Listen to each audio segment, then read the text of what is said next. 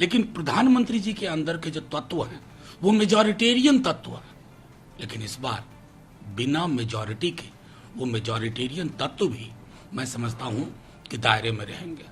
और मैं तो अपने राज्य के लिए कहूंगा, नीतीश जी, तेजस्वी जी लगातार बिहार को विशेष राज्य के दर्जे की मांग कर रहे थे। अब वक्त आ गया, क्योंकि चंद्रबाबू जी हों, नीतीश जी हों, अलग पृष्ठभूमि से आते हैं, नफरत घृणा को स्वीकार नहीं करेंगे।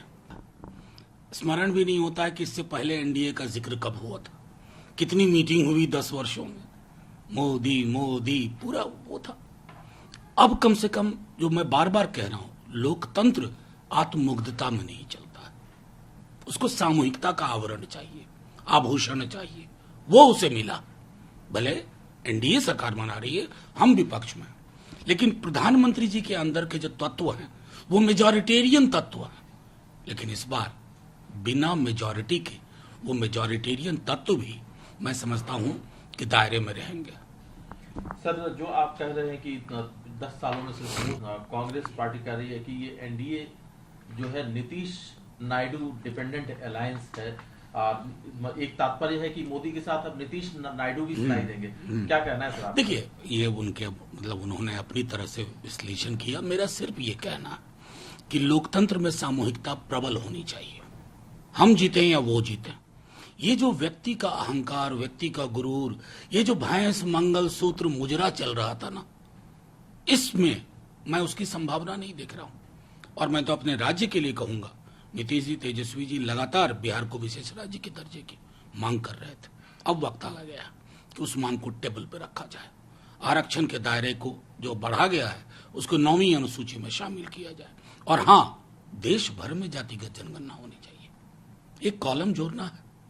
अब इंतजार करते हैं कि गृह मंत्री कौन बनते हैं, फिर एक पिटीशन देंगे, फिर पार्लियामेंट में लाएंगे। ये होगा इस बार का जो स्वरूप है सरकार का, उसमें आपको फ्लेक्सिबल रहना होगा। सर, एनडीए मोदी जी ने भी दी, उन्होंने कहा कि न्यू डेवलप्ड एस्पिरेशनल इंडिया, ये उन्होंने। देखिए, ये सब उनके बड़े जुमले होते हैं, हर बार कुछ कुछ बोलते हैं। इस पूरे चुनाव में मौ वर्णमाला के मौ अक्षर के साथ इतना चिपक गए थे कि मछली, मटन, मंगल सूत्र से मुजरे तक पर आ गए। अब मुझको ये देखिए, शब्दों में कुछ नहीं होता है, भाव में होता है। आपका भाव अब तक अहंकार और गुरूर का था। आप अपने नाम में जी लगा के खुद ही बोलते थे।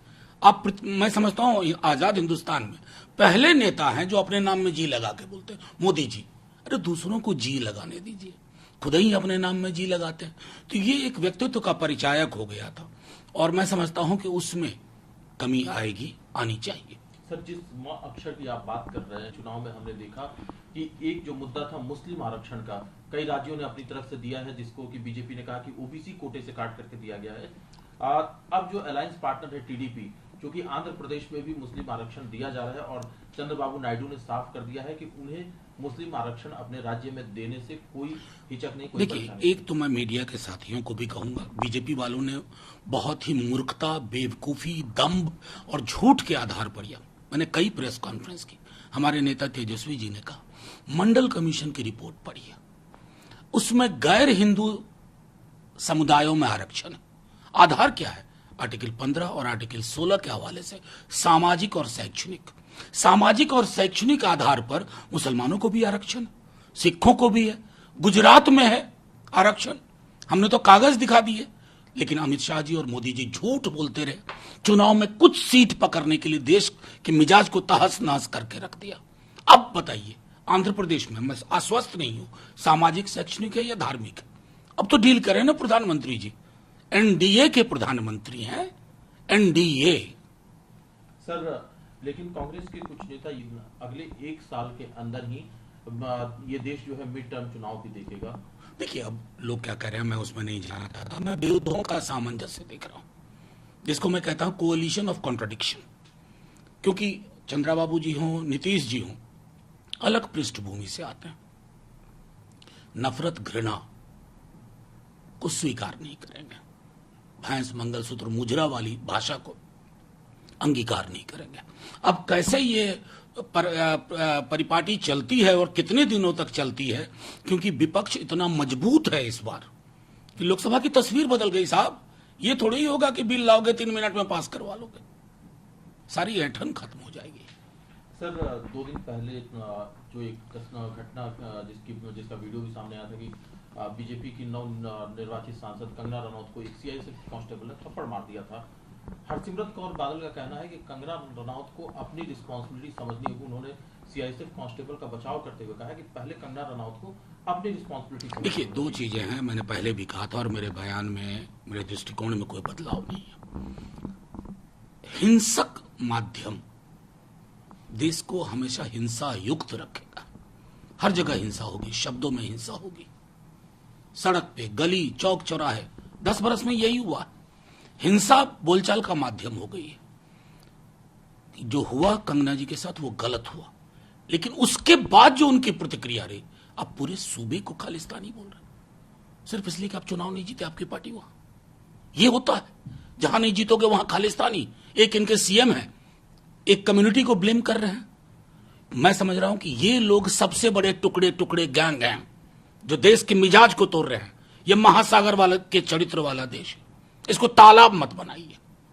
सर लेकिन एक संगीत विशाल रटलानी वो सीआईएसएफ कांस्टेबल को बधाई देते हुए कह रहे हैं कि हम उनको नौकरी देंगे। नहीं, ये इस तरह की चीजों से वही हिंसक माध्यमों का बढ़ावा होगा। मैं बार बार कह रहा हूं कि जो हुआ वो गलत हुआ, उसकी भर्त्सना हो, लेकिन उसके बाद जो उनकी एक गंभीर प्रतिक्रिया, बहुत गांधीर्य की आवश्यकता है उनको।